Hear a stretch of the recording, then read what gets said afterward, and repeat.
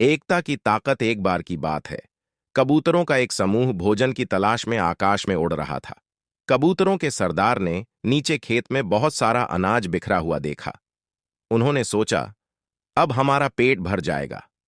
सरदार की सूचना मिलते ही कबूतर नीचे आकर खेत में बिखरे अनाज को इकट्ठा करने लगे। दरअसल वह दाना किसी पक्षी शिकारी ने बिखेर दिया था। उसका जाल ऊपर पेड़ के तने पर था। जैसे ही कबूतरों का समूह दाना इकट्ठा करने लगा, जाल उन पर गिर गया। सारे कबूतर फंस गए। कबूतरों के सरदार ने अपना सिर पीट लिया। ओह, ये तो हमें फंसाने के लिए फैलाया गया जाल था। भूख ने मेरी बुद्धि को धुंधला कर दिया था। एक कबूतर रोने लगा, हम सब मारे जाएंगे।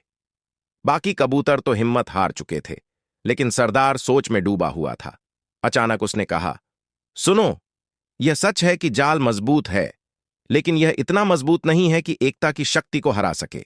अगर हम अपनी सभी शक्तियों को एकजुट कर लें, तो हम खुद को मौत से बचा सकते हैं। युवा कबूतर फड़फड़ाया। सरदार ने कहा, तुम सब अपनी चोंच से जाल पकड़ लो, फिर जब मैं कहूं उड़ो तो एक साथ बड़ी ताकत से उड़ना। सबने वैसा ही किया। तभी शिकारी आता दिखाई दिया। कबूतर को जाल में फंसा देखकर उसकी आंखें चमक उठीं। उसके बाद जाल की ओर दौड़ा। शिकारी जाल से कुछ ही दूरी पर था कि कबूतरों का सरदार बोला, फुर। कबूतर जाल सहित उड़ने लगे। पक्षी को जाल सहित उड़ते देख शिकारी देखता रह गया। जब वह संभला तो जाल के पीछे दौड़ने लगा। सरदार ने जब शिकारी को जाल के पीछे भागते देखा तो उसका इरादा समझ गया। सरदार को यह भी पता था कि कबूतर समूह के लिए अधिक देर तक जाल को लेकर उड़ना संभव नहीं होगा। उसका दोस्त चूहा पास की पहाड़ी पर एक बिल में रहता था। मुखिया ने कबूतरों को तेजी से उस पहाड़ी की ओर उड़ने का आदेश दिया।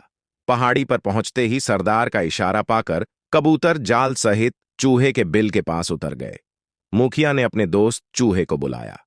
सरदार ने संक्षेप में चूहे को सारी घटना बताई और जाल काटकर उन्हें मुक्त करने को कहा। कुछ ही देर में चूहे ने जाल काट दिया।